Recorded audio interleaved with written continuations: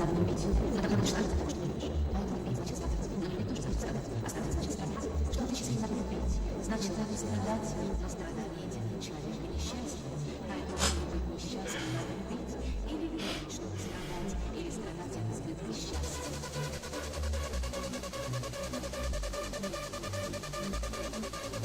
have eaten the dinner. I have returned. And I got Skin of the Viper Magai for mail. And I have to break that.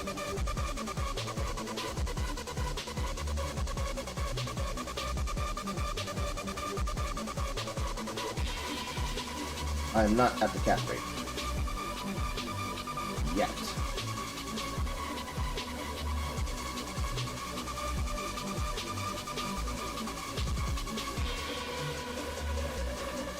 If I change the rings, I could be. What do you mean back already? I said like 30 minutes if I came back tonight.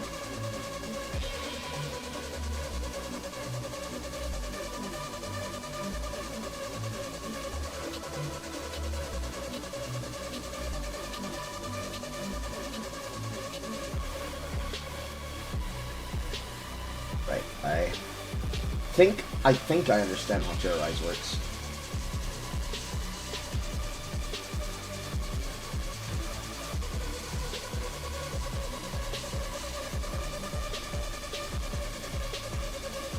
I think I can comfortably do difficulty 5. There's another bit from a Destiny video I think you might find entertaining. Where's the best video at? Link me.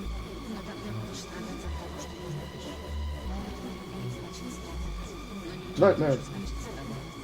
How big of a hit do I get on my fire defense? I think it's like 10.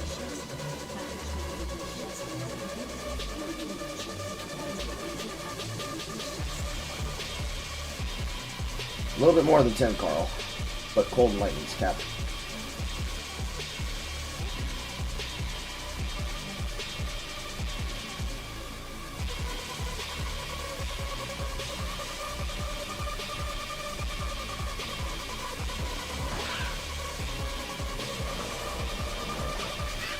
And of course they swing like a fucking truck.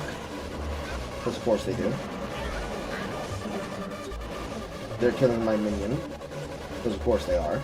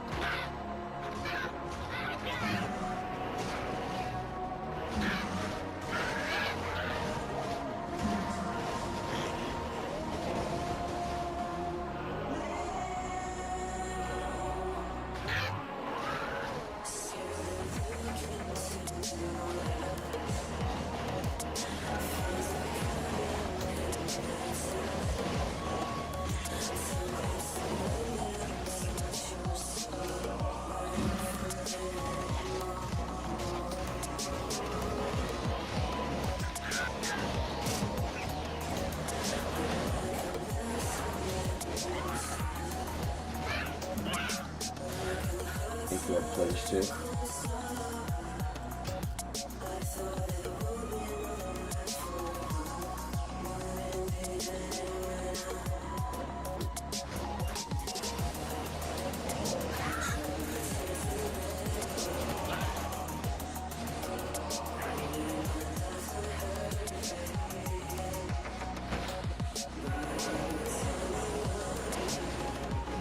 Flip timestamps.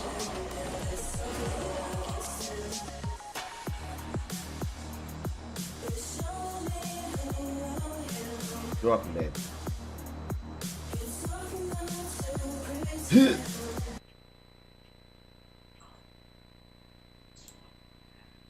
Hello, my homie. How may I help you?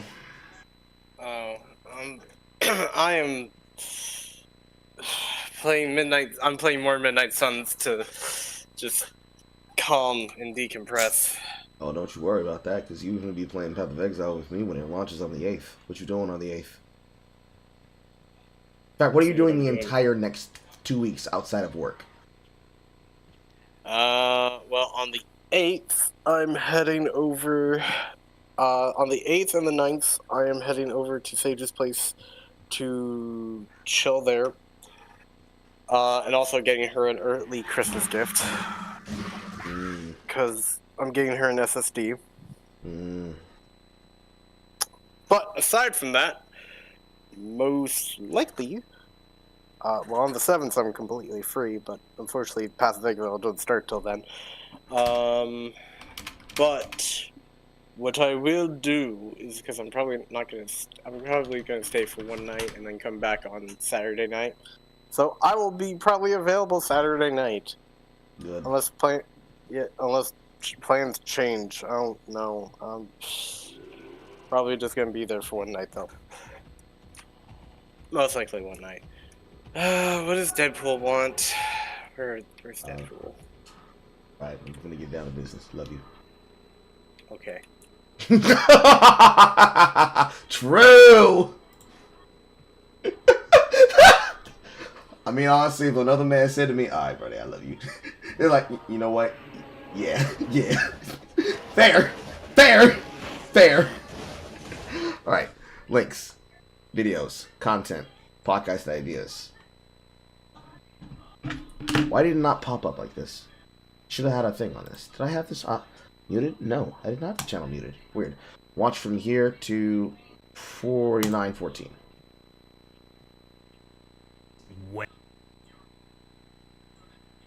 Okay, he's covering the news story that we just covered.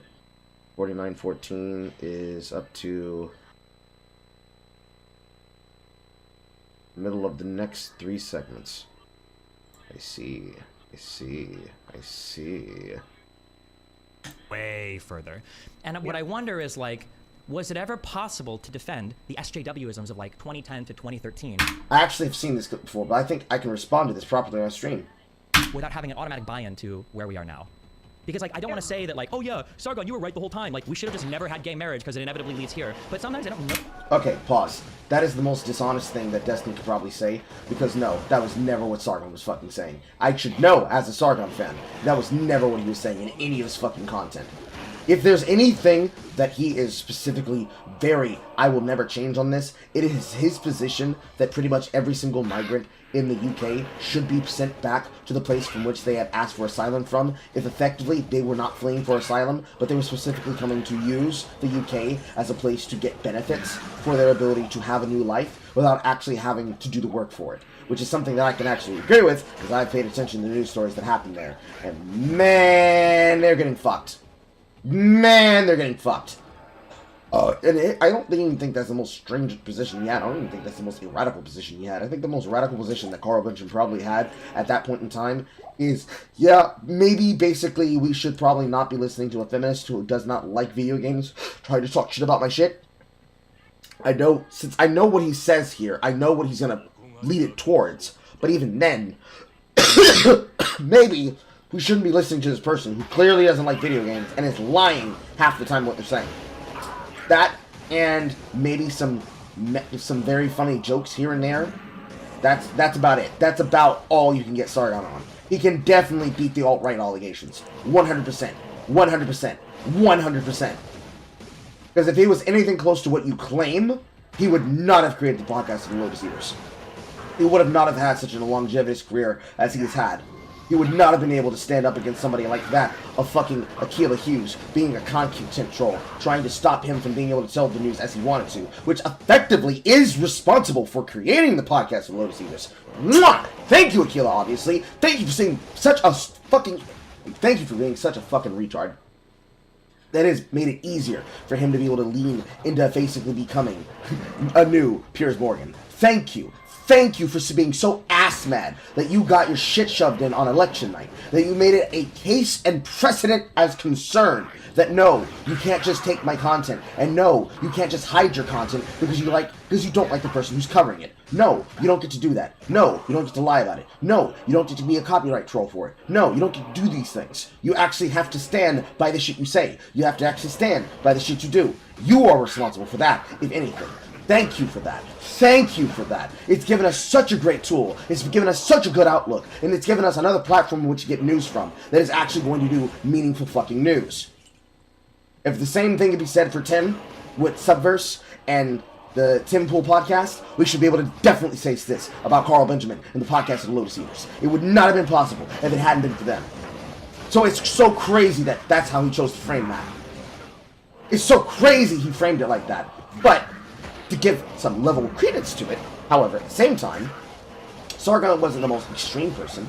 I think the most extreme person, quite literally, would have been Milo Yiannopoulos. And now that we know what we know about him, and also what we know about Nick Fuentes, and what we know about fucking the other one that isn't Nick Fuentes. It was the one that had the supposed, I hate to say the word, octoroon speech. Why am I forgetting his name?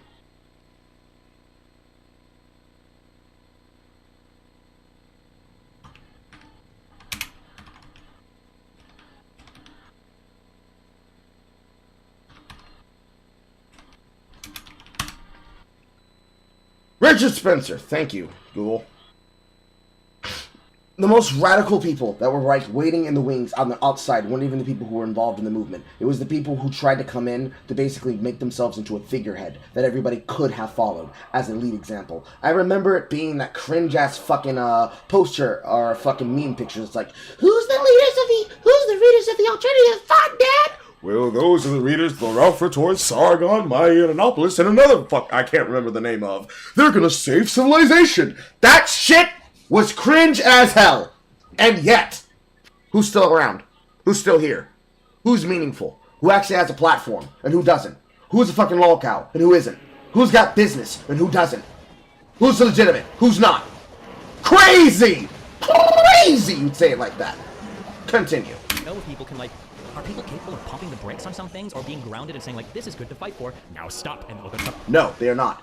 It's much like the attitude with the tourists. Tourists can't do that. They most certainly cannot do that. They certainly cannot be able to say, you know what, actually, that guy has a point. Actually, I don't think I want to have people who are new coming into my fandoms and talking a bunch of shit about me. I don't think I want that shit to be a thing. I don't think I want that to be something that I have to deal with every single day, of every single part of my career, of every single point of my existence doing content. I don't think I want to have to hear from people who have absolutely zero stake in the game tell me about how much of a fucking Nazi I am, how much of a fucking bigot I am, tell me about a bunch of this shit that I am. Because at the end of the day, what they really want to say is that I'm evil because I don't let them get away with what they want. I'm evil because I'll cover the news and talk about shit that they would rather me not talk about. That I'm supposedly fucking toxic because rather than keep my mouth shut and allow people to walk all over me, I'll be willing to fight back. And then they say, why are you so obsessed with me, bro? Why are you so obsessed with me, bro? I don't allow them to just continue bullying me and them get away with bullying me. It's crazy and weird that people cannot do that. But they can't do that because realistically they see it as a culture war. If they don't do the thing that the culture war has told them they need to do, which is to push hard, fight harder, and basically lie as much as they possibly can, they are lost without it. They are fully lost without it. I don't know if they know how to function without it at all, but they are lost without it. They are lost without the ego, they're lost without the snark, they're lost without the spite. They literally cannot function if they do not have these things. And I find it weird that it's like that, but it's like that. The only thing that will perfect it, Carl, stop dropping. You have to hold to put away. The only thing that will stop it is somebody telling them, you know you can just dislike the thing that they like, right? You know you don't have to lie about liking the thing. You know you don't have to lie about liking video games. You know you don't have to lie about being a person who wants to see other people thrive in an environment. You know you can just be by yourself, right? You know you can be distanced away from them, right? You can like the things they like too, but you don't have to lie to get platform. You don't have to pretend to be a gamer in order to have people like you for you. You don't have to do those things. They don't know how to do that. Because until Twitch said, listen bros, you can now stream to these categories without needing to worry about these shit, that didn't exist to them. Because the majority of the people who are tourists, sorry to say, For anybody who's going to be offended by the words about it coming out of my mouth, the majority of the people who are doing that, fake girl gamers. Snap, snap. Gotta do the thing, snap, Carl.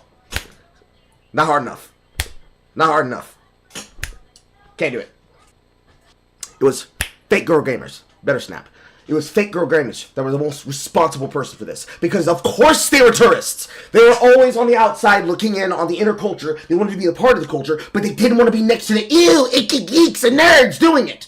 So once it became cool to be on the in-group, once they decided to fucking mosey their own way through, they made themselves the center of attention. All the horny fucking guys that had no attention to them put attention to them, gave them relevancy, gave them money, gave them clout, and then once they had all that extra shit, they're like, oh my god, I no longer have to fake it. Oh, I hate these fucking losers! And they got back right to what they fucking did.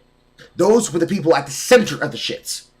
And yet, next to them, the people who were really legitimate for it, Felicia Day. Felicia Day, Will Wheaton. Her and a bunch of other fucking people. I wouldn't directly blame somebody like the members of Critical Role, specifically the key founding members. But I would definitely blame those two. Because those were the ones who were massively responsible for it. Because they made being a nerd become a political statement and something that just existed as was. They're the ones biggest problem that caused what is currently the social rot of Wizards of the Coast as a company. And when it comes to the rulings on the video game and on the cardboard and, on the tabletop and for the RPGs that they have and the card games they have under their home especially. It's always been that. At the center of any controversy that have ever happened during the SJW and SJW, it was literally because of a woman. It was because of a woman claiming that a man did something to her, that man getting punished, and then later finding out, actually it wasn't that serious, and also we made up about it, haha, we laughed about it, but the guy still has the punishment. Every single time. Every single time.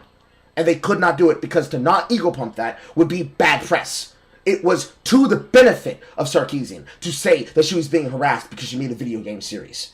It was to the benefit of her and Macintosh for him to hide behind her and to give her the arguments for her to repeat because they then became the arguments carried forward by every other fucking male that came after her. And now we have to deal with the same talking points and the same bullshit coming out of the mouth of Neil Druckmann. And he is now head of fucking Naughty Dog. He is going to be one of the first of many that are going to repeat the same attitude. And Insomniac Games has already gone the fucking wayside the exact same way.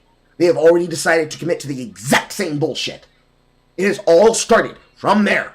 Was it only them? Of course not. There were plenty of men that tried this before in the past, and there were plenty of women that tried it before in the past. But unfortunately, all of those people did it from angles that came from different avenues of attack. And they didn't work then, because then it was like, well, this is obviously stupid. No, Jack. I'm not going to believe you, Thompson, that video games causes violence. But then, oh my god, video game sexism, women being erotically, oh my god, we gotta do something! Never mind the fact that the women are now fully dressed or getting decapitated, butchered, and thrown into meat grinders, but that's okay. It's realism. But at the same time, seeing women as anything other than a fucking object, bad. But it's bad. And everybody disagrees with you, bad. They're not shuts. You gotta cancel them. You gotta stop them from being able to make videos on YouTube. It's so serious, guys. Guys, it's so serious. It's so serious. They couldn't do it. They can't do it. They will never be able to do it. And they can't because their entire estranged position, on top of it being a form of game journalism and game internal Western developer cathedralism, it's very much based in the stake of their credibility in that trauma.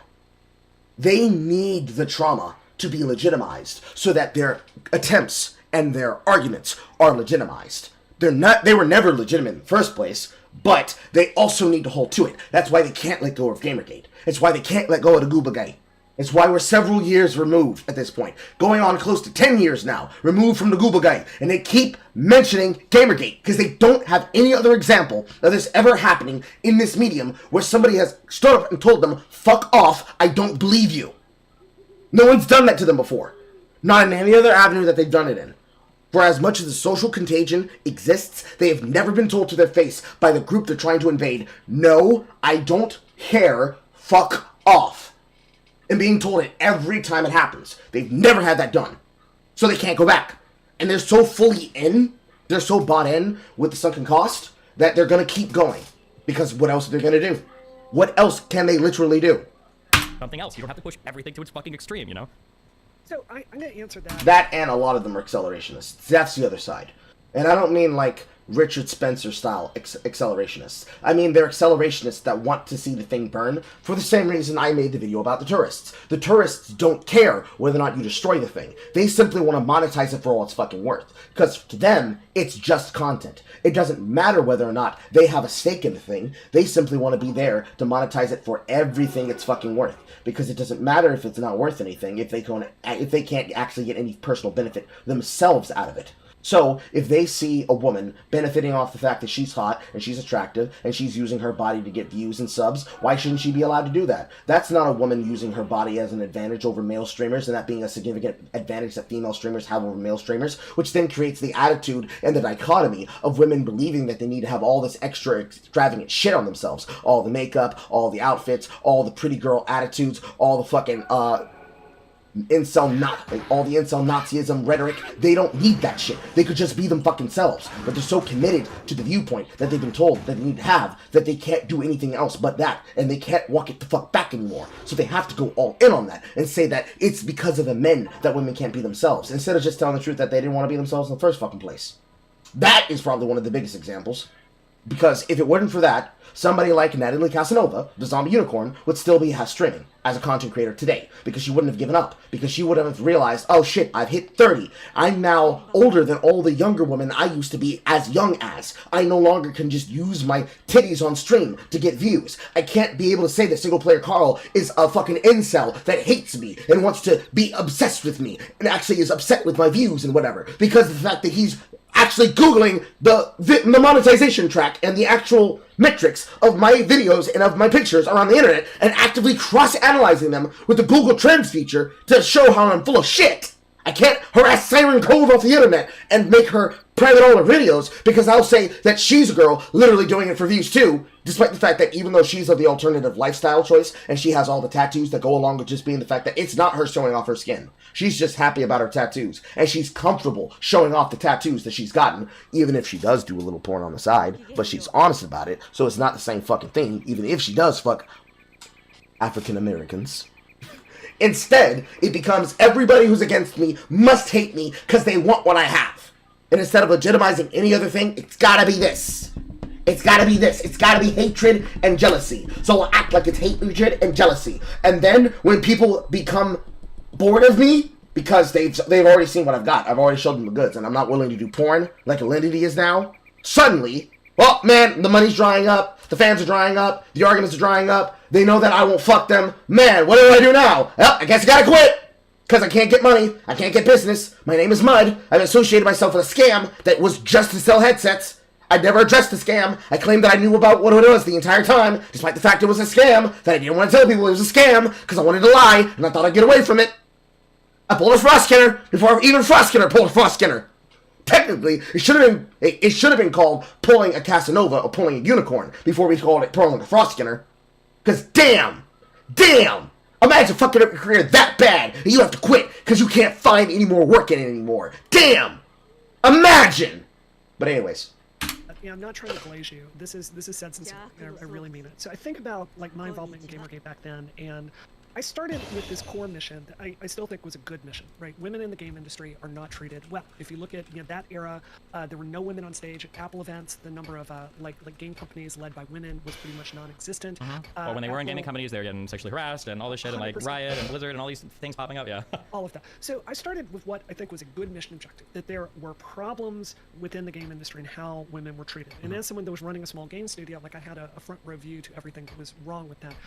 What I have really clear memories about now is getting more and more radicalized to, like, in the trauma I was feeling from all the attacks on me and stuff like that, getting more like, well, it's not just that we have to hire more women. Now we've got to, look at how there's only 2% of black women hired in the game industry. Well, the fact that we have fat phobia in the game industry, that's, hey, why do we have all these stereotypes in the game industry, right? And it's not that any one of these things are wrong or I disagree with them, it just keeps purity spiraling down and down and down into this place where you're going, well, hold on a second, I've got some questions about that, or I think this is off topic, and there's no place where you can hit the brakes and go, hold on, my mission objective here is Intel just put out $100 million to help women in tech. Can we just focus fire and not try to reinvent the entire country and just make sure more women are being hired? This is the problem that we fell into, and it's why the game industry didn't substantively change. When you fast forward to when I, like, after the Cathol stuff, and I really started watching your stuff and understand, like, what you do, I saw someone that had the balls to say some things publicly that I had been thinking for years that I didn't feel safe voicing against my own, like, group of people, right? And really thinking through that and saying, okay, can we actually look at the science here and have a policy discussion and try to find what the right answer is? So I think that's the answer, like what you call omniliberalism, being open enough to struggle with those questions and not be afraid to go, well, how do non-binary people fit into the trans movement? Let's think about that. How do socialists fit into the overall Democratic Party? How do we incorporate them in a way that's functional, not just capitalism bad? I think we're afraid of that conversation, right? Yeah, I definitely agree. I feel like I think there are like two big reasons why a lot of those pushes end up failing. They start off like so good, and then they end up going so bad. And the two things that I think hurt are, God, this is before I started saying articles. I read a really good article, or somebody emailed me a really good article about how one of the most important things that you can do to solidify a political win is to have grace and humility in victory. That when you've gotten a win, it's so important to be like, okay, we won. You guys might be disappointed, but we're just gonna chill, okay? Yeah. Because we have our win and we're gonna rest on it. But that when you start gloating and when you start lording this over people, you foster so much resentment and hate that it will always come back to bite us. That's the first one. So one is the incredible level of like snark that people have when it comes to some of these issues. Because I think that there is a way, and this is what I hate. I think there are some topics that are so unbelievably pure and good that it would take a sociopath to it. Okay, a girl saying something like, "I just think it would be so cool if we just had like a few more women superheroes. I would love that. That would be so cool. I want somebody else like flying around and doing this, blah blah blah blah." The only people who are gonna fight. I think I already explained this on another stream before, this talking point, so I'm not going to hammer it. I'm just going to revise I'm going to recap and revise what I say down to a single sentence. The reason why that doesn't happen is because the ideologues that exist inside of comic books are so goddamn cantankerous that they are so incapable of creating something that is actually good for good's sake. A good character that is a good backstory, a good character synopsis, a good path, kind of like making a writer, if you had to actually use Kamen Rider as a basis. Because when you're talking about the concept of, like, Tokusatsu, and then the comparison of Sentai to Power Rangers, it's never about the human experience by the single person, because it's a group experience, right? Right. So, it's like making an X-Men, technically, if you wanted a better comic book example. But I'll go with Kamen Rider, because Kamen Rider is actually easier to demonstrate. The entire basis and synopsis point of a writer is what do they care about above all else? What do they wish to put their lives on the line to fight for? Do they fight for their freedom? Do they fight for their survival? Do they fight for this, or this, or this, or this, or this, or this? That's what they need in a female hero. You should put it in all your heroes, period, because you should have good characters, period. Male and female, and transgender if you want. But you guys are so focused on the political side of an issue that you go all in, using them as a baton and then a cattle rod to stick and prod and poke and bash people over the head with, that nobody fucking cares, because it's all ideologue first. It's never interest first, it's ideologue first. And that's so cringe. It's so soy. It's so soy, it's not funny.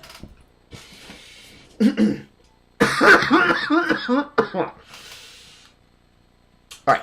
Fight against that are people who have like paleo, conservative, like all natural meat diet, masculine, blah blah. Like nobody's really good. Yeah, fine, that's fine. Nobody like, yeah, you can do that. You can have that. So one is that like it has this aura of superiority has to dissipate, and it has to come from like this would just be cool because a lot of people want this. Okay, that's the first thing. Also, historically, well, no, I'll do the second point then historically. Okay, the second point is, it has to come from within and be respectful to the medium itself. And I think this was a huge problem with a lot of Gamergate stuff, was for like Gamergate, the chief feminist for this appeared to be Anita Sarkeesian. And you can remember the big attacks against her, and I remember, because I was one of the big attackers against her, because I hated her back then. I probably still would hate her, but I definitely hated her back then. And I remember going through her whole fucking PhD dissertation, like, oh, she doesn't play fucking video games, I don't think she does any of this shit. Oh, she stole video games when she was doing her feminist critique, she didn't play any, blah, blah. I remember saying all these things. But my feeling at the time was, right, and I remember my feeling is, she doesn't like video games. What the fuck are you coming into my domain and telling me what to do and criticizing my shit? Fuck you, you're not even part of this. True. But it does come more endemically. Hi, true. I think that there's a different feeling because the criticism feels more genuine and respectful to the medium. And then wrapping this all up, like historically, I think you have seen unbelievably positive representations of, I'll say, especially women in mediums, where nobody is questioning the intent. You will not find a single person, and if you did, everybody would rightly beat the shit out of him, saying like, oh, I didn't like Ripley and Alien and Aliens. Like, I don't think she was appropriate. That was people would beat the shit out of. I didn't like Kill Bill because it was too many women fighting. No, they had swords, they were charging each other, it was fucking awesome. Nobody's, or like, I didn't like Black Panther. Wow, Africa, really? Come on. No, it was a good movie. It grossed over $1 billion, right? When you're respectful to the medium, and when you don't come at it with a huge level of snark, I think that you can can like grow and push for a lot of these a lot of these kinds of like I hate saying diversification because it's a bad word, but like you can, and I think it's like a good way to do that.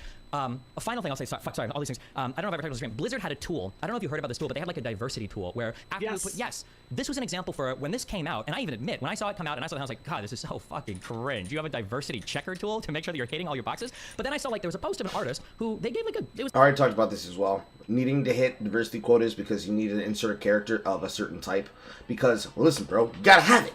Is fucking dumb. It's highly fucking dumb.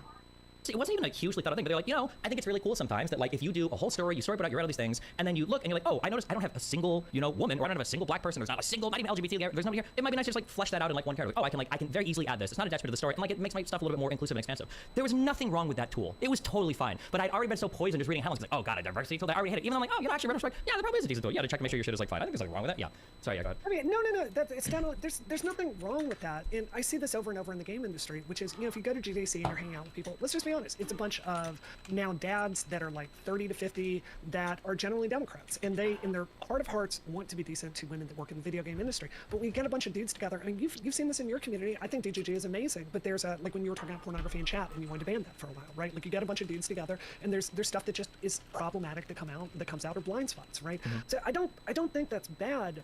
The conclusion I've come to, and I think 2010 Brianna would hate me for saying this, is I think the problem with the checklist, I think this is why the Marvels ended up bombing. Oh, Danny, thanks for $50. This particular movie, what they needed to do is like quadruple down on Captain Marvel's character, really go into her backstory, find an angle to make her interesting. But what did they do? I have no doubt they're sitting around going like, this is kind of problematic. A white woman leading this movie. Let's work two women of color into this movie and have it be an ensemble. And then nobody shines, and then it's not a good narrative, and it's not an interesting story. So I think... And you run into the problem with a lot of these like female-led things, especially newer things, and I see this, and I can't help but imagine it's part of the creative process. I could be wrong, but like hero stories are slingshots. You start in an area, and you got to pull really far back. You've got to destroy the hero. They've got to be confronted with a challenge that they can't overcome, and that's when they go and they do the training, and that's what makes the success of the end feel so good. It's like the super standard hero's journey that obviously the superhero movie you need. But there are so many new female movies. I say so many, but like the Star Wars ones were a really good example with Rey, or Captain Marvel, really good examples, where it really does feel like they're really afraid of showing women failing on screen. Yeah. It feels like they're terrified of showing a woman getting the shit beat out of her, or fucking up, or making a big mistake, or failing horribly. They can't show it. And I'm like, is this actually what's happening right now? Yeah.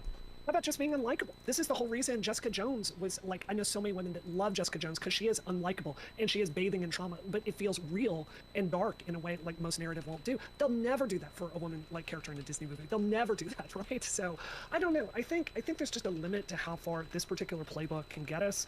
And something, just to bring it kind of back to the politics, the thing that I have learned by now is like all this stuff is about addition, it's not about subtraction. Sure. And one of the reasons, like, for like the VidCon event, like I can really, I'm proud to work with you and I'm proud to work with Vosh, and I understand y'all have differences with each other. Yeah. I don't need your vision to win and Vosh's to lose, or vice versa, right? My job is about, look, if Vosh is out there fighting for the version of electoralism he believes in, and you're doing the one you are, and my God, if we could get Hassan to actually engage with electoral politics, that would be great, and he's out there doing that. I think overall that's a win, right? And I think there's this tendency on the left, because we've so underestimated the threat the Republicans pose this time around to democracy itself, that we're focused on each other. And I just don't think that's a good playbook for where we need to go. Yeah, I agree. I think for Vosh, as much as I mean, yes, on the terms of getting each other on the same page so that you're working together. Imagine if Sasan Piker actually did act like Socialism Jesus. Imagine if he actually did say, actually, you know what? I'm gonna downsize some shit in my life. I'm selling all my expensive shit. I'm only keeping some of the sentimental things that I want, some of the things that I know that I absolutely need to have so that I can entertain myself while I'm streaming to an audience of potentially millions and billions. But I'm gonna start actually living my values. Imagine if he did that. That'd be such a quick fucking change. It's like, what, bro? I thought it was aesthetic. I'm like, no. Like, I was wrong. This shit's not an aesthetic. I could be doing more, and I'm not doing enough. I know I'm not doing enough. I looked at myself in the mirror the other day, I didn't like what the fuck I saw. Ugh! I was disgusting to myself. So I changed. You can do it too. There'd be so many people that would immediately stop being a socialist because they'd have to admit that they're actually just ANCAPs, or they're anarcho-primitivists that specifically were socialists and communists up until the point that their favorite guy stopped being one too, and then they realized, actually, fuck this loser, I want money, give me shit, give me your shit, and then it becomes clear they're just fucking thieves. Thieves in wolves in sheepskin. I don't think Kaczynski could ever do this, because that would require him to do what Destiny asked for, which is for him to stop being a cantankerous asshat, claiming that Destiny is a Nazi, etc., etc., etc. I don't think he can do it, Because, for the same reason Hassan can't change his attitude, he cannot bring himself to do that, because doing that takes away his ability to say that he's something that he used to use, and still can use, as a way to justify his viewpoint against everything that he stands for. Because why would he tell the truth? That would require him to be honest. He don't want to be honest, he wants to be petty. Why would he not do that? That's against his values. That's against what he wants to do. This doesn't make sense. Just doesn't make sense. Anywho. I hate and disagree with everybody, blah, blah, blah. At least, like, Vosh is still good-pilled on electoralism. Like, all of that. I don't know about Hassan or where that's going to be, but, you know, I'll give Vosh credit for that. Indeed, they are becoming self-aware. Not Bake Alaska. Welcome back, like, Aqua. Destiny's to stand a Black Panther? Not really. Not the greatest. But, yeah. Did you see the emote that I posted on Twitter? Or should I post it on Discord instead? I have not looked at Twitter, because I'm looking at the stream! Post it in the Discord, please. That at least Vosh is like pushing his audience to vote, and he's like, yeah, espousing. I think it's gonna be hard to get Vosh. I know Hassan involved this time around. I don't think Hassan. Hassan's not going to do it because he's a fucking egoist, and he's not going to do anything that he can't stamp his name on and get free clout from. Because he already had... Well, he'd have to first admit that it's not his job, it's Destiny's job. And that it's Destiny's political project, not his political project. And Vosh won't do it because he's not going to do that without getting free shit, just for being associated with it. Because he's only willing to do the shit when it gives him good press. Because he is a clout monster. Both of them are clout monsters. But Hassan has more pressure on him because he's not doing the thing that is smart to do. And Vosh does not have the fucking clout on him because, unfortunately, he's not under the microscope because Hassan's under the microscope. And all he has to do is not do dumb shit. And he won't be focused. I don't want to be involved in anything. I think he doesn't have any, yeah. But I hope you're wrong, but I suspect you're right. I don't have much longer. Oh, I want to say one quick thing on vibing with what you said. Oh, also, real quick, Session should link me the fundraiser for this, but I should be Yeah, we should be doing that, yeah. I hope that one of the scariest things is that as we peel back, because it's so hard to get people to do this, there's that saying, don't throw the baby out with the bathwater, obviously, that I hope that as we peel back on some of the crazier shit, we don't lose some of the good shit. Because, like, having more colors of people on screen, more genders on screen, more LGBT and all of this, like, when it's done in a good way, it's, like, really cool. And it's really awesome to have, like, these different characters and these different heroes and these different roles that, like, different people can aspire to and all of this. I hope that as we peel this back, because it's gone a little bit too far, we don't throw all of it out like the Roe v. Wade shit. Like, where we're like, okay, well, clearly this whole thing was a mistake, so follow this. We're not going to do any of this. We're going to, like, march back 20, 30, or 40 years in terms of social values. That would be incredibly sad to me. But, yeah. Well, obviously, I agree with that. The thing I have learned about political messaging is there's no future for getting women to march for stuff back that doesn't also involve, like, acknowledging men's pain and trying to move all of us forward together, right? Because if it's just like men suck, women don't have it, like, treated fairly right now, it just turns into a screaming match. You can't get buy-in from anyone. If you're kind of talking about, like, look, this is all really painful for all of us right now. Here's what we need to do for men. Here's what we need to do for women. This is what the Democratic Party stands for, addressing all of these problems. That gets buy-in from more people. And, you know, from my work with Rokana, like, one of the things I really hope he will do more of is, like, show that the Democratic Party gives a shit about young men. Because I think we are completely failing at that. Right now, you have, like, I think you do a really good job of this, and I think to an extent, something I respect about Hassan is showing that leftist men can be cool. I think that has a lot of value, but I think overall, like, we are... What a sentence. Leftist men can be cool. No. How about men can be cool, and it just so happens to be the man that you're talking about is a leftist? How about start there? How about start there? Perfect case example of exactly what I meant.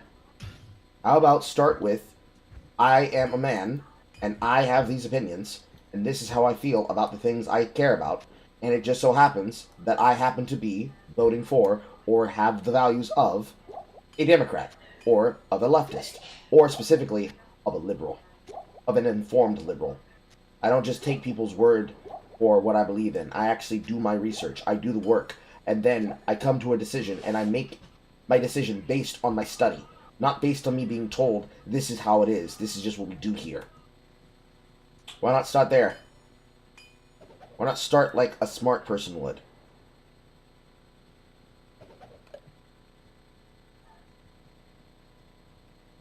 Chip. Self-aware, but not that self-aware.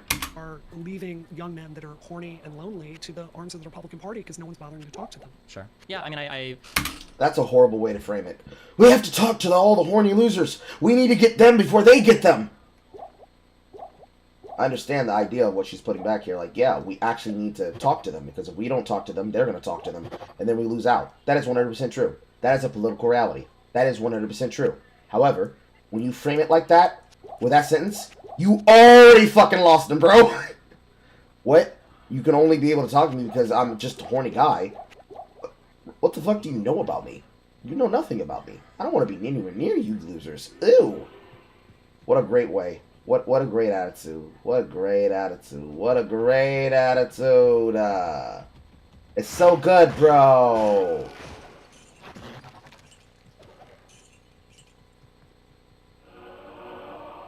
Yeah, I agree. I wonder sometimes if it's the job of the Democratic lawmaker body establishment to deal with the men's issues, or if that's kind of more like the social activist side. Like, I don't know if guys in Congress are going to be communicating with young men as much, but maybe. Don't you think it was powerful when Josh Hawley started talking about this? Because I did. I haven't even seen what he said about it, so I'm not sure. But I feel like... Oh, sorry, go ahead. No, it's very straightforward. He started talking about it, and he did more of what he talked about. You know, he's a good-looking dude. Obviously don't agree with his politics, but I think there's a role for Democrats to talk about, like, a generation of young men that I do think they're increasingly, like, directionless. And, like, I remember when IGN was really blowing up, like, around 2008, I remember watching this, that, like, holy crap, people are treating Greg Miller like he's their dad. Like, they had this show called Knocking Boots, like, writing into Greg Miller to ask how to ask girls out and stuff like that. And I was like, that's really weird, but I think there are a lot of young men out there that are looking for that. Yeah, possibly, yeah. I mean, even if I don't think it needs to come from the Democratic establishment, it definitely needs to come from the left more. That we need to be able to have better conversations about, like, all the different types of people in society, and not just, like, the particular pet groups that we've decided to adopt, you know, like black people or trans people. It literally has to be inclusive and have everybody in it, yeah, for sure. Yeah, Sejin's asking me to make sure we talk about the canvassing house. Like, can I just ask you point blank, what made you want to, like, it's so hard to be a YouTuber and do all the stuff you've got to do to be successful. If you're talking about, like, running a canvassing house on top of that, like, it's, like, I respect the hell out of it, but I also know how much work it is. So what made you kind of step up and commit your time to something like that? Something I've talked about before was as I've made more money and I have certain beliefs, like, I feel like the level of social responsibility you have, like, starts to like match the level of, I guess, like, capability you have. Like, if I was on a plane and somebody was having a heart attack, I mean, what am I going to do? But if I was a doctor and somebody was having a heart attack, there's like a greater moral responsibility on me, I guess, to do it. But I feel like if I'm making a lot of money and I believe these things, then I should probably, like, push. Like, I'm trying to find ways that I can, like, impact real world things. And I want to go through canvassing, and my audience, I guess, is taking that. Yeah, I agree with that. Like, I could go make a lot more money doing different things, but, you know, it's like I've got a house, I've got a nice Porsche collection. Like, you know, like, I feel real responsibility to do what Did she just brat? Carl, don't do the joke. Don't do the joke, Carl. No. Yeah, Carl, don't do it. Did she just brag about having cars? I have a good Porsche collection? Porsche? What a weird way to say Porsche. Yeah, I agree with that. Like, I could go make a lot more money doing different things, but, you know, it's like I've got a house, I've got a nice Porsche collection. Like, you know, like, I've got...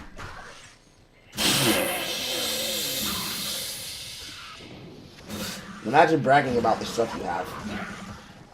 Imagine bragging about your cars. And then deciding, yeah, I have good stuff. I have enough cars. I've decided that it's time to give back. Oh! But I feel real responsibility to do it and to get this country in a better, you know, place, if that makes sense. And I don't know how I missed that the first time I listened to it. And I don't know how the fuck I missed that the first time I listened to it. I'm not saying like I'm perfect at this or I have some special ability, but yeah, I think a lot about this. My dad was a naval officer, and I do genuinely think all the time about what I owe this country and how we're going to leave it. And it really scares me, the direction some of this stuff is going. And I feel real responsibility for that. And I just, what I see is the Democratic Party does not understand shit about the streaming space.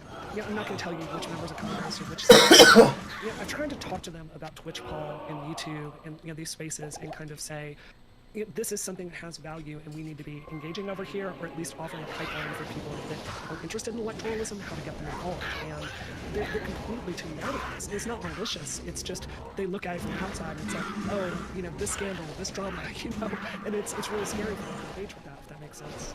Yeah, I mean, it's hard not to measure the impact that everybody has on everything, like how big are streamers. Well, here's one of the things that's like, I know this intuitively now. No, not intuitively, I learned this with my big brain. It's not intuitive. But like, it's difficult to measure things in just numbers because like type of engagement is different as well. So like for instance, if you're looking at it from the outside, somebody having 10 million followers on TikTok seems really impressive.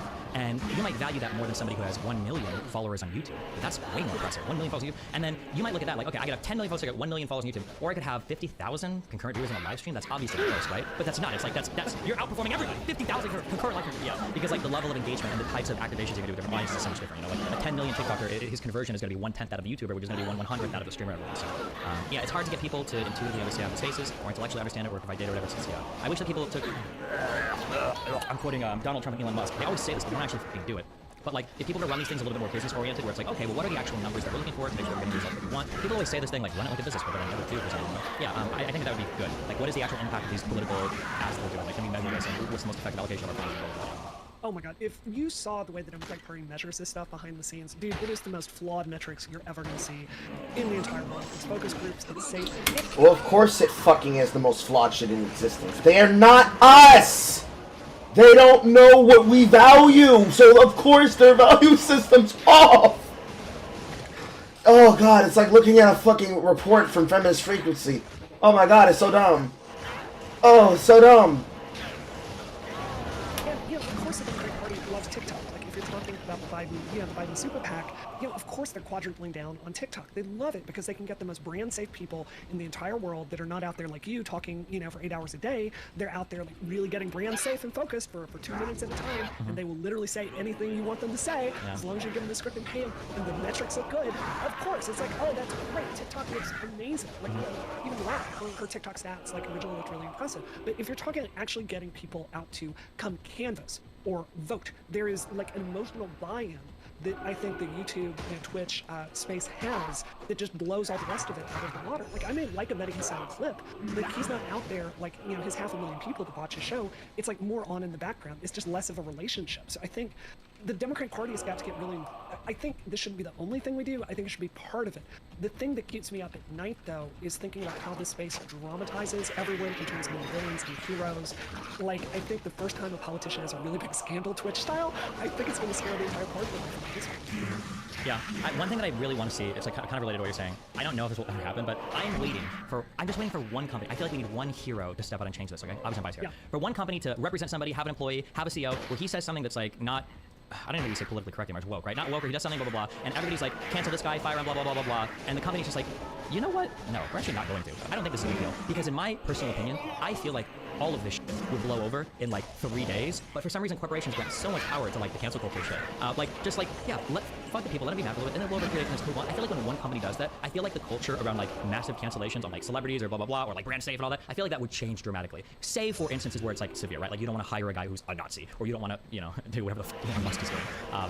But yeah, I wish people would stop trying to like water down and journalize everything. So obviously, I'm as a spicier character, I might be a bit more biased there. But like, I'll see people fire people or do things. God, I wish I could remember. Like James Gunn was a great example. Do you remember when Cernovich got James Gunn kicked off Guardians of the Galaxy 2? And I'm thinking like, Disney, there is not a single fucking person in the entire world that's not going to see Guardians of the Galaxy 2 because Mike fucking Cernovich is getting an 11-year-old tweets from James Gunn. How are you feeling any pressure whatsoever from it? Yeah, bro. And I know they brought it back for Dog 3 or whatever, but like still, yeah, I don't know. I feel like yeah, I feel like people give into that way too much, and they just need to focus on being positive and constructive rather than like destructive or running a drill. I agree.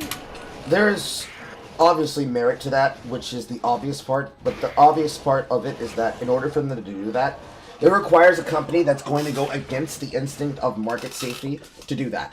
Because the thing is, it's not just, if you got one guy overnight that's going to like stand next to Carl, if he screams hard on his stream in the middle of him pantomiming about a joke that he's making, I think we're going to find somebody who's going to be able to, you know, make clear that it's easy for us to be able to do these things and that it's not as big as a deal as it is. First, you need to undo the adpocalypse. That's the first step. Then, you need to take away the power from the ad revenue agencies that are responsible for making the adpocalypse even have power in the first place, and tell them, you know what, actually, we're just gonna give everybody the ability to have ads, and if you don't fucking like it, kick rocks, bitch. We don't actually need your shit. We're Google. Fuck you. Then, all the people who are part of companies like Media Matters, they need to be told, not only fuck you, not only are we banning your platform, not only are we getting rid of you, but we're ensuring that anywhere else that you try to go for business, people know exactly what comes with you. And they start outing every single person who's tied to those organizations. Every single Attack Dog Foundation gets their shit pushed in. ACLU gets your shit pushed in. Media Matters get their shit pushed in. SPLC gets your shit pushed in. Every single one of them, every single Attack Dog corporation gets their shit pushed in because nobody wants to listen, nobody wants to be nearby, and nobody wants to be associated to the people who basically are depriving us of great content, of great platforms, of great thoughts, of great experiments, of great opportunities, and of improvements to our means of living. Whether it be through entertainment, it be through actual creation of business, or through the abilities of finance, or simply better performers.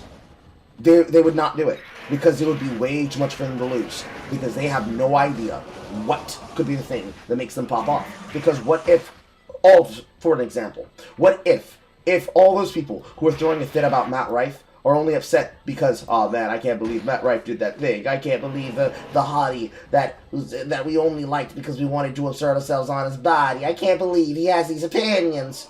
I can't believe it. I can't believe it. He's not allowed to do that. We trusted him, despite the fact that I have no relation to him. We trusted him. And then he comes out and he says something that's actually beneficial to their cause. But it doesn't matter because you cancel him. So he can't get that effect for you. You can't get the benefit from the Rife bump. That, but multiple times, in multiple figures, in multiple ways. That effect should be something in everybody's head. But at the same time, that effect of people thinking like that is half the reason why we're here. The reason why cancel culture exists as it does is because of all the people who said, oh yeah, you don't want to listen to what I said, you don't want to vote for my side, you don't want to vote for my politics the way I do, I'm going to make sure you lose money, I'm going to make sure you don't get any support, I'm going to make sure you're poor. That attitude is the reason why we're here. And the losers like that who think that way, that make that possible, they only have power because you gave them the ability to do that for so long. If you take that weapon away from them and you tell them, not only do you have no power, but we're going to mock you for it, and every single time somebody tries it, oh, look at this little bitch, he's trying to cancel me! Better take a field trip back to 2020, motherfucker!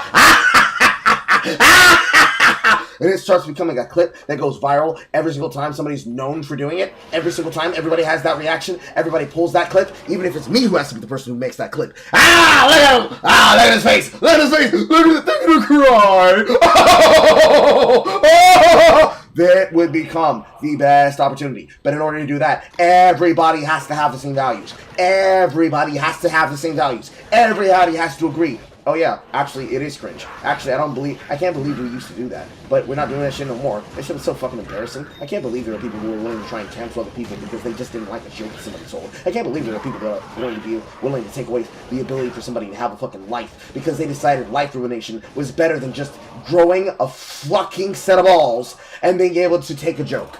First, edging up your eyebrows, miss, I'm upset at Matt Rife. Then, get a sense of humor.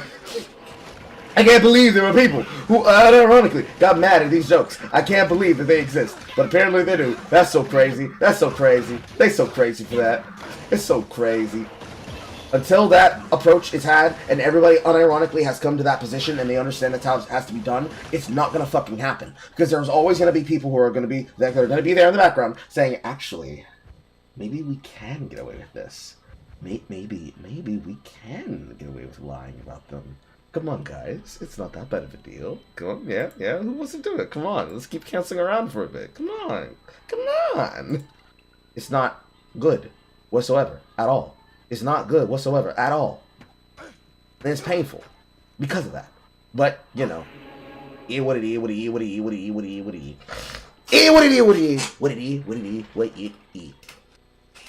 Anywho, moving on. But I also disagree. Like, I agree in the sense that we've got to stop evaluating people at, like, individual chunks of their life and, you know, running with that. But, like, look at what happened between us. Like, I was not that familiar with your content. I kind of remembered you from Gamergate, and then, you know, a bunch of people in Keffel's orbit, like, when you started having conflict with her, like, I'm talking back channel, it's like, look at Destiny's greatest hits. Boom, boom, boom, boom, boom. And it's like, oh, of course this guy's a transphobe. Of course he's a racist. Of course he's horrible. You know, of course he's toxic. You know, blah, blah, blah, blah, blah. And that's the easy narrative. For me to actually sit down and watch your stuff, you know, there's something about my particular personality where, like you, I went from being a Republican in a religious household, and I had to think my way out of that, and there was a tendency to, like, eventually go through and make sure the things I believe are correct. Like, that's part of my thinking, but I don't think most people do that. And I think the problem is, it's like, when my group chats got leaked, like, there's a narrative out there that hurts me professionally now. Right? Oh, yeah. And I see this with you, too, right? If I'm talking to high-level Democrats, and I'm like, look, this is your Senate race, would you consider coming on Destiny's Street? They Google your name, those tits come up, and it's like, oh, this is not brand safe. I think it does do real damage that you can't just whistle past, right? Sure. Yeah, I agree with you happening. Is there anything you want to say specifically? Just I know that you I think until 1 or 2. I think we got like people scheduled that want to jump in and shit. Is there anything in particular that you want to say relating to the canvassing stuff or anything? I see Josiah jumped in here, or... Yeah, well, I just wanted to talk about like the actual goals itself, and let me pull out the actual graphic itself that we've got going on here. Just talk about what the goals are going to be for people. So right now, I think we're at about 10K right now raised. At 20K, we're going to have a really big DGG canvassing event in February. And what that's going to look like is you're going to have Progressive Victory and DGG working together. I'm going to bring out hopefully some politicians. I'm going to bring out other big streamers. We'll fly them in. We're going to have a really, really big canvassing event where we all get together, go out and knock on doors. I'm going to get media there. We're going to make it a national story if we can. And so I really hope people will donate so we can make that happen. Real quick, do you want to, because a lot of people are asking this question, because we've talked about PV bankrolling, a lot of the future canvassing guys. Do you want to talk about why we made the decision to fundraise for this? Yeah. Yeah, so it really comes back to like the reputational stuff that I talked about, and I'm just being honest with it. That when we first started talking about leading with your name from this house, of course I see this, I see your Georgia work, and it's like the Democratic Party is just like, I don't know, do we really want, X candidate, do we really want to put the bets on the party on this one person, right? There's just like a fear that's there. And this is not, it's not unique to you. The Democratic Party overall is kind of scared to take chances. This is a pattern I see over and over again. So the thinking is, if we start this MVP house, what is happening concurrently is Progressive Victory is getting the voter file, which, this is a six-figure asset that we're going to have. So you're not going to have to go to, you're going to knock on the Democratic Party's door, beg them for canvassing data, have them, basically give you their own work list. You will be able to have this $100,000 asset, decide what demographics you want to target, go knock on their door, and there's some synergy there together. And then once we have this one house that's up, open and running, Sedgin can give you, what are the stats? How many doors we got? How many new voters we got that signed up? I can take those stats, go take it to the powers that be in the party, and be like, look, I got a successful program here. The Biden, Biden's got all this money in the bank. The Senate Democrats have all this money in the bank. What I'm asking for is a pittance here. Can you please help us expand this program? So then it's us using the strengths together. You have the power of DGG. We've got this data infrastructure and this deeper relationship with people in the party, where we can kind of build this and really make it something where the streaming space overall can have a really big impact in 2024. Okay. That is intelligent, and is exactly how it should be done. That's how almost any influence platform should be looked at and done. Which is why people who are still thinking, why do all these people, even myself, why do all these people have these people following around? It's because they see us, we have ideas, we have philosophies in and of ourselves, we have viewpoints, and we are making use of those viewpoints. And people agree with what we're doing. They agree with what we're doing, they agree with the methodology, how we do it, they want to be a part of it, they want to be literally sometimes the face of it, the lifeblood of it.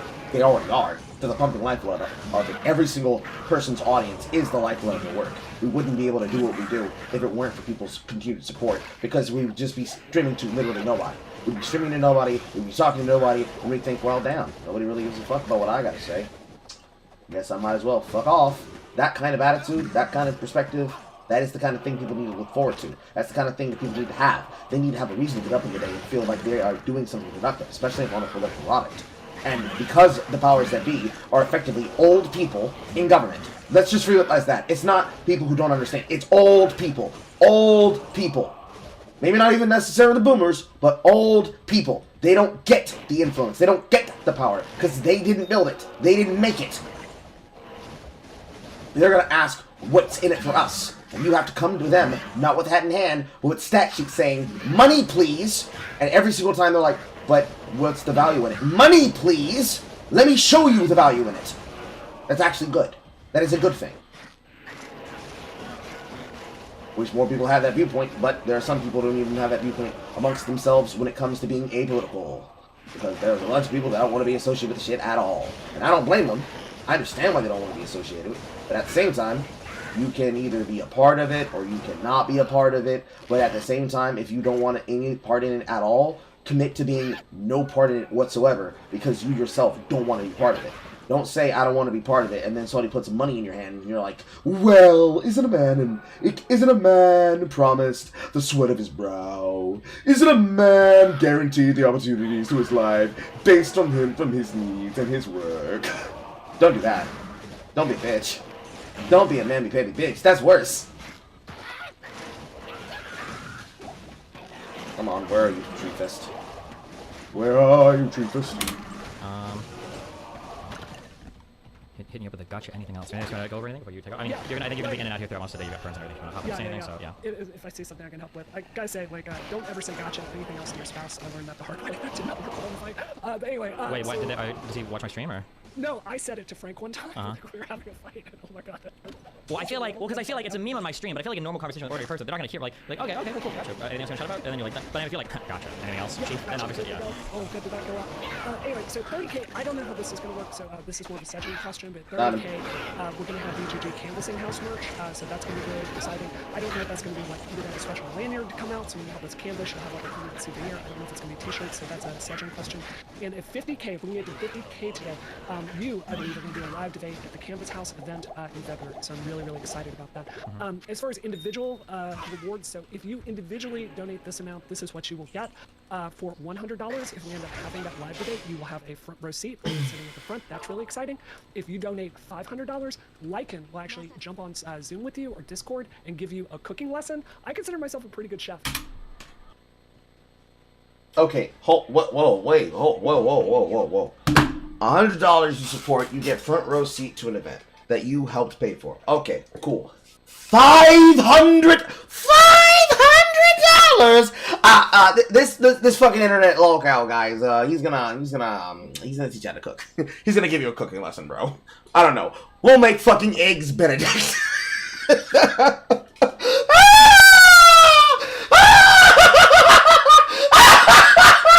Oh shit! Oh, how did I not catch this the first time I watched it? Oh my god! Oh no! Stop it! No! Unacceptable. Microphone to the door. Mama! I need your opinion! Mom! I need your opinion. If somebody told you you pay them $500 at the 100 tier, you get to go to an event that you helped fund, right? But at the $500 tier, somebody will call you on Zoom and give you a personal cooking lesson. Would you not laugh in their fucking face? You can get both, but $100, you get flown out to an event that you helped pay for. Front row seat, everybody out work with you. Handshaking with multiple people in like politics, streaming, whatever. Gift bags, whatever the fuck comes along with it. $500, you get that, and some guy you don't know calls you up on Zoom to give you a cooking lesson. She's shaking her head, chat.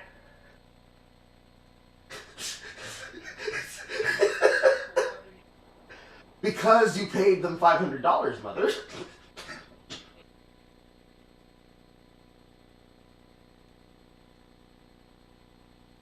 Effectively, you're getting the ability to go to the event, and then later, this guy's gonna call you and be like, "Hey, you wanna make some egg salmon? Wanna make some Cajun recipes?"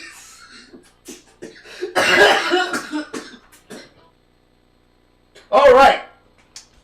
You heard it here in the first chat. My mother agrees. Oh my fucking god.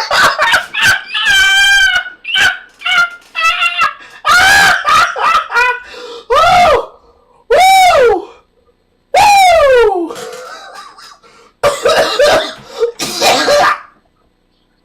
Man. Yes.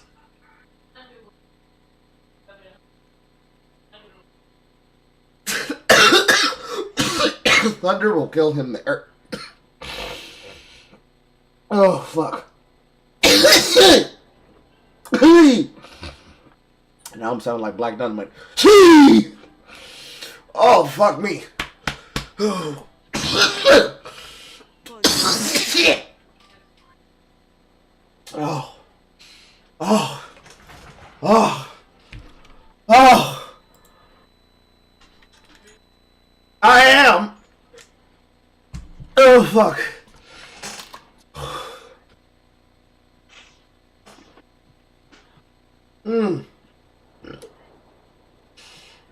Oh, fuck. Good meme.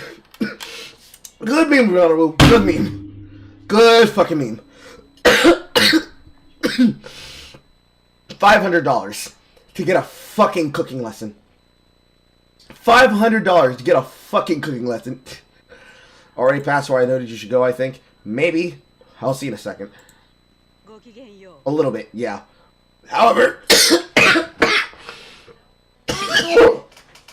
oh my god, what a great way to get a laugh out of me. Holy fuck. God damn. Oh fuck me. Oh fuck me sideways.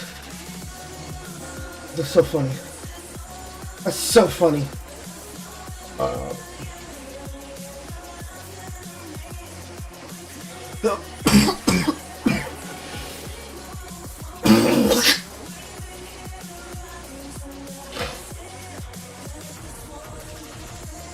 Oh, I have a headache from how hard I was laughing.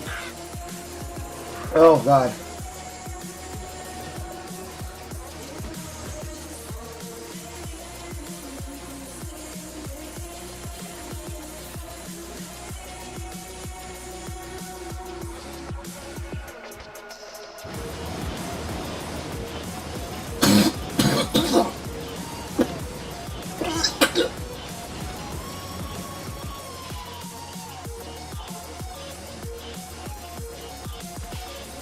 Oh, fuck.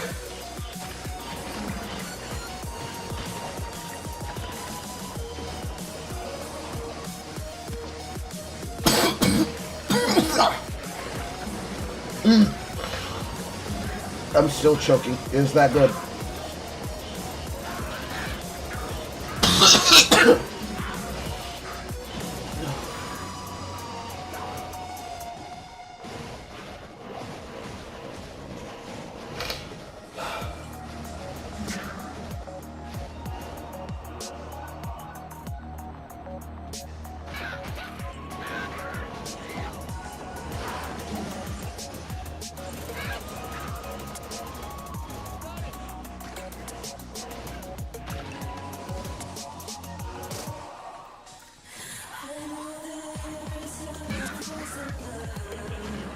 The new unique crossbow.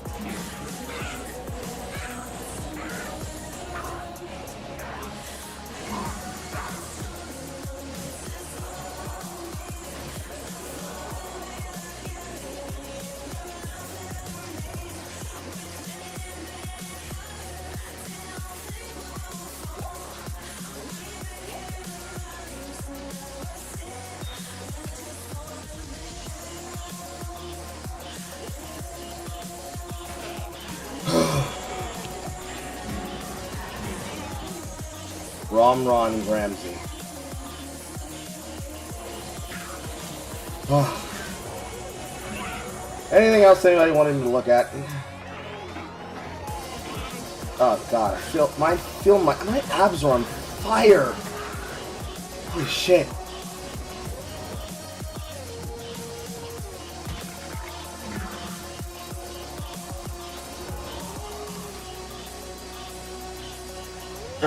Aqua's heading out. Goodbye, Aqua.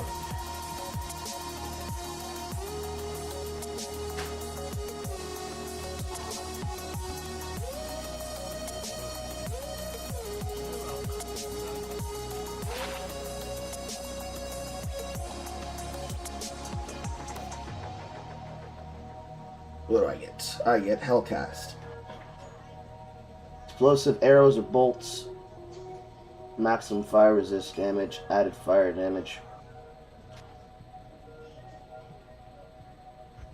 Definitely goes in the shared. And we now have our crystal sword.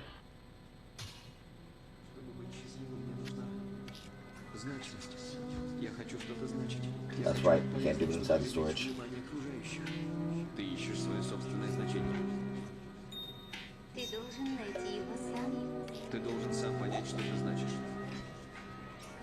трусливый, подлый и слабый. Я ненавижу себя.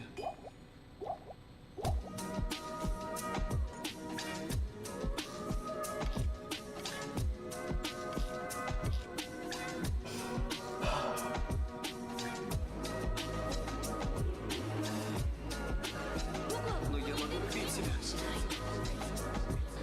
В моей жизни есть смысл.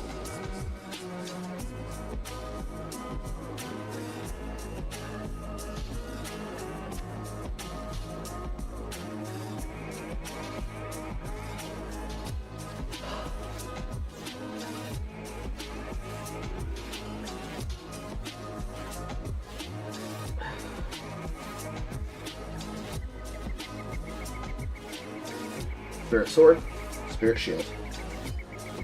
+4. Plus cast rate, plus hit recovery. Poison damage. Magic absorb. Plus mana. The next big upgrade is going to be Heart of the Oak. Am I okay? Yes, I'm okay.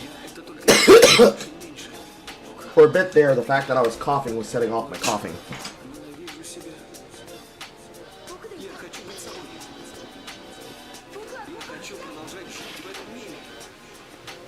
It was just really that fucking funny. I don't know how else to tell you guys. It was just that fucking funny. I can't imagine. Like, imagine right now in my Ko-fi and / well, Ko-fi and subscribe star tiers, right? That I had tiers of higher rewards past the $20 range, right? And like they're all scale in the amount of like personal intimacy that they would cost. With like a joke 10 million or like $100,000 tier, have sex with Carl, right? But then like at the $100 tier, it's like I will sing you a personalized message for your birthday or for your upcoming event. And then for a $500 tier, I will personally cook dinner for you in your house. Like I just can't, you know? It's just, I just can't. It's so fucking meaninglessly, like, money grubbing. It's just, the shamelessness of how she said it. How she said it. It's just, oh my god. Oh, so funny. Oh. Oh. Anyways.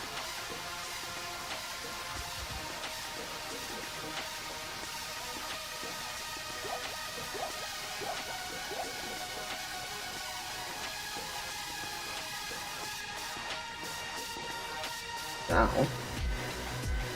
my magic find normally is 58, but with weapon swap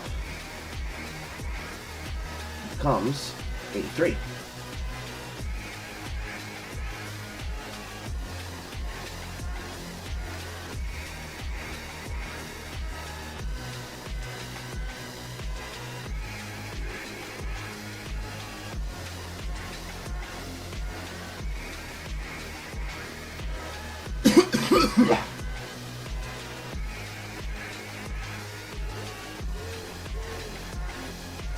Well, the only next upgrade that I can actually make is chest for Enigma. That's the next best upgrade I can get.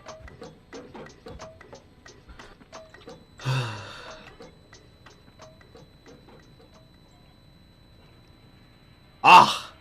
I'm looking at it, Soupy. It's so good. It's so good!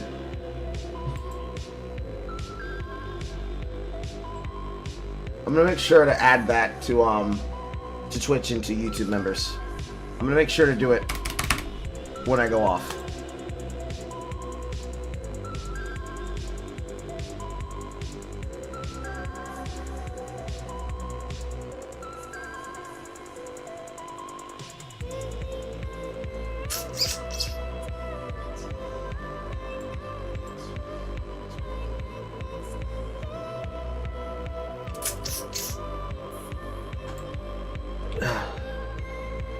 Okay.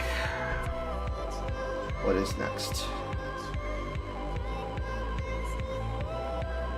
Harlequin Crest would be the better helm. Yeah. It's gonna take a while to get a Harlequin Crest.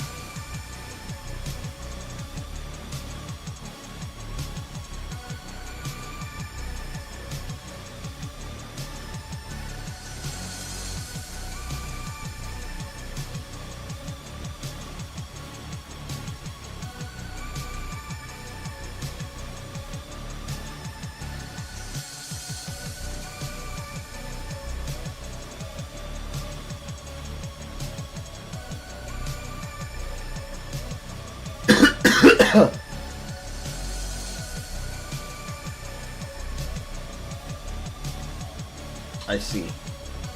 Non-weapon plus damage from gear. So that applies to fanaticism. So fanaticism is what's meant to be used with smite. I guess. Looks like it.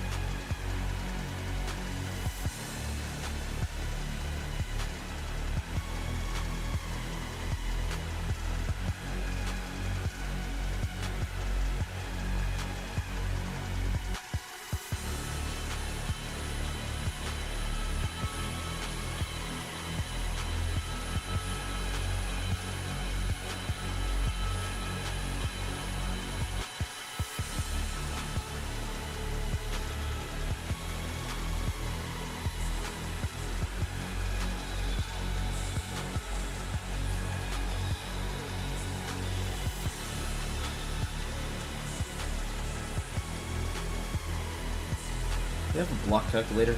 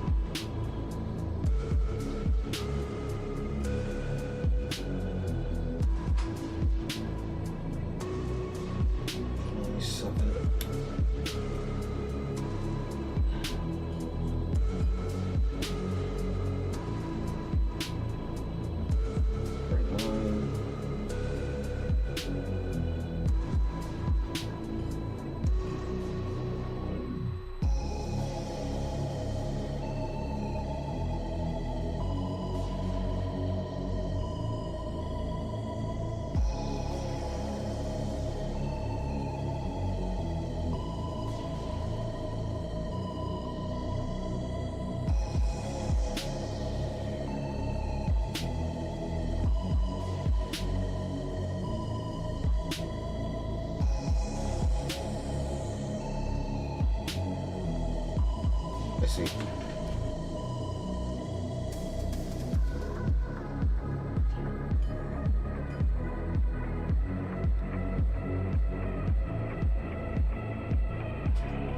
Can't really zoom in on him, but this looks clean.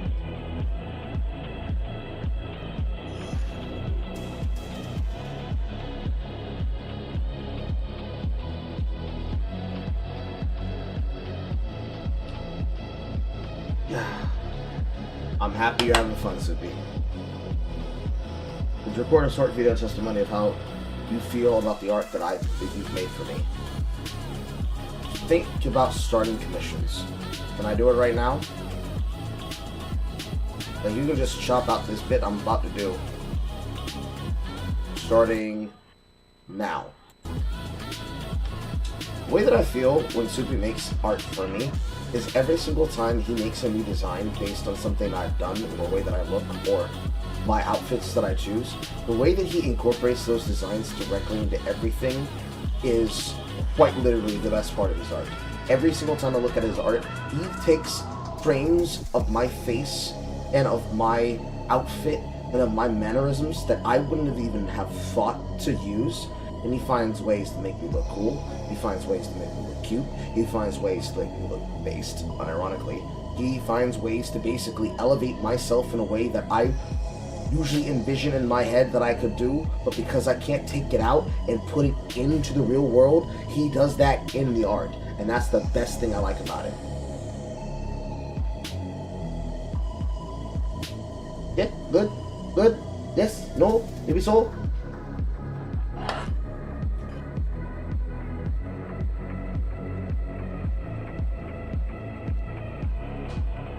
I grabbed the waypoint.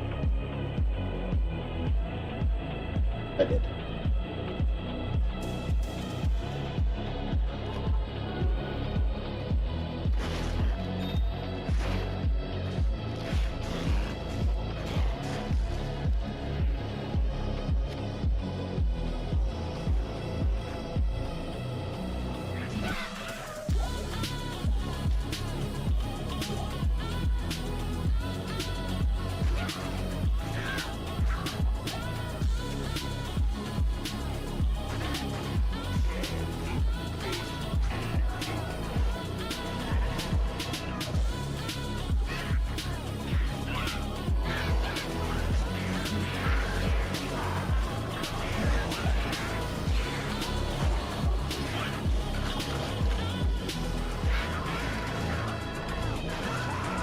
Where's my peak furnish now?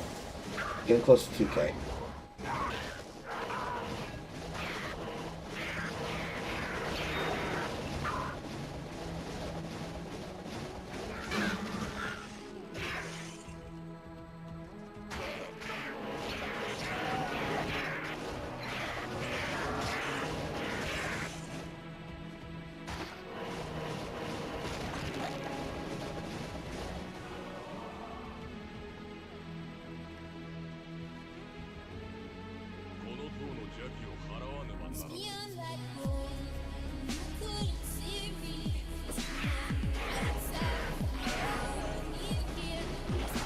Or I can go in the tower, I need to find the waypoint. That way I can use the teleport to get back.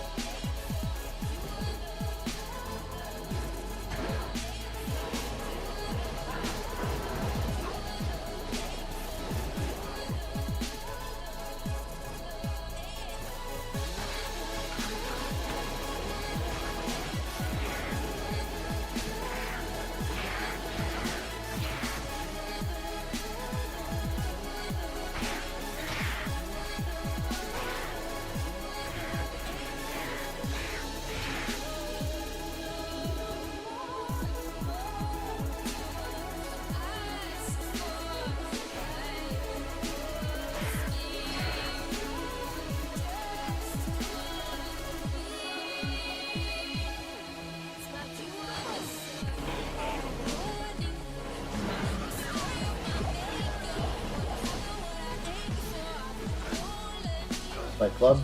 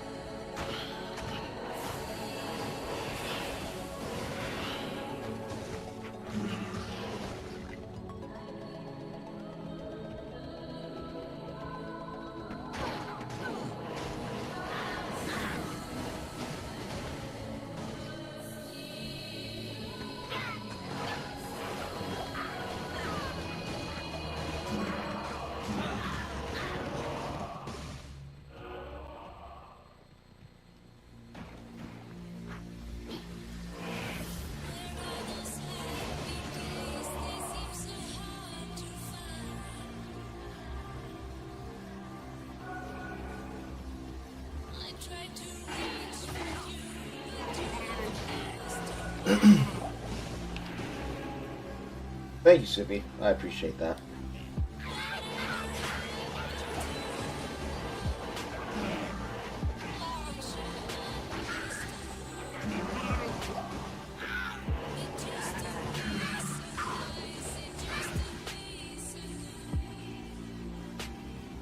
Yay, Carl reads his maps. It's been years since I played Diablo 2, and yet I can still remember how to read maps. Kind of.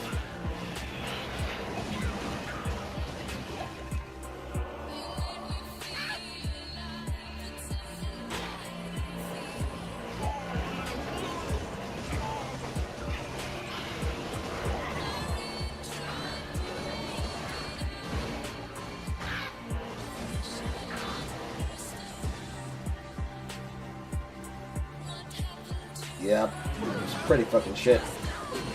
But he chose the bed and the wife he was gonna lay in it with, so now he's gotta make them sheets.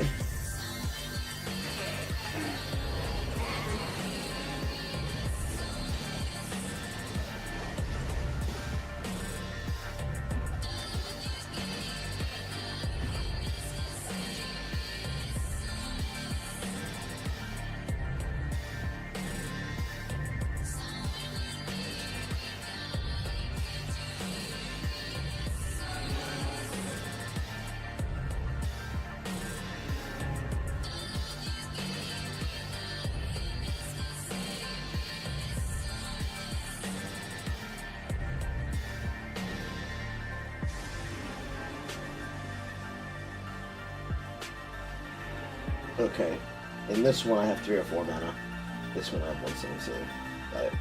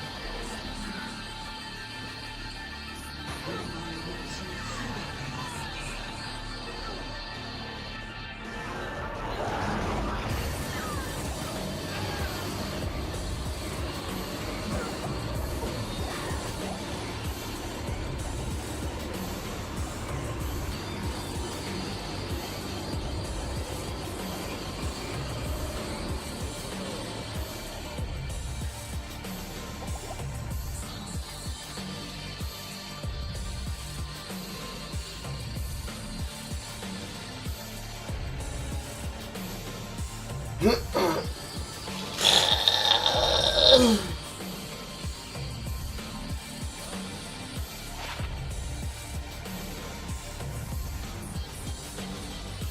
nail. Not useful to me.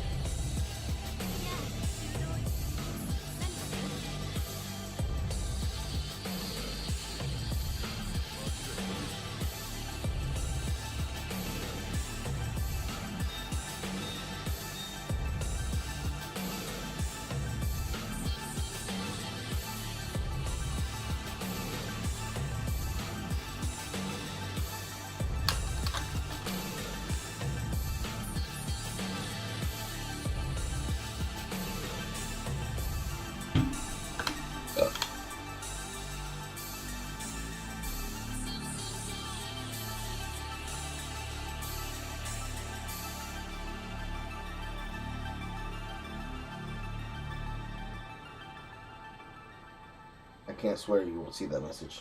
True?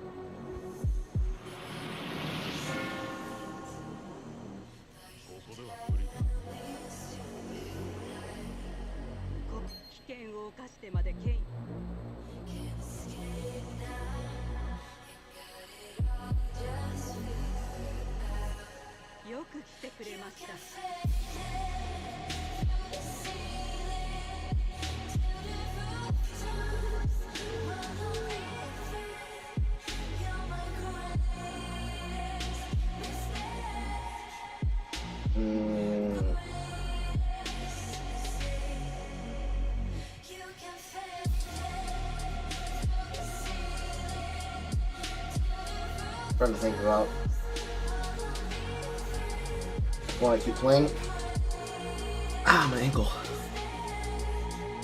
I'm still kind of hungry, so I'm probably gonna make myself some ramen. And I also want to chill because I need to watch some shit. But I think I'm done streaming for today. Thank you for everybody who came first stream and second stream. I appreciate all of you. I'll see you all in the morning. Goodbye. Same Carl time, same Carl channel.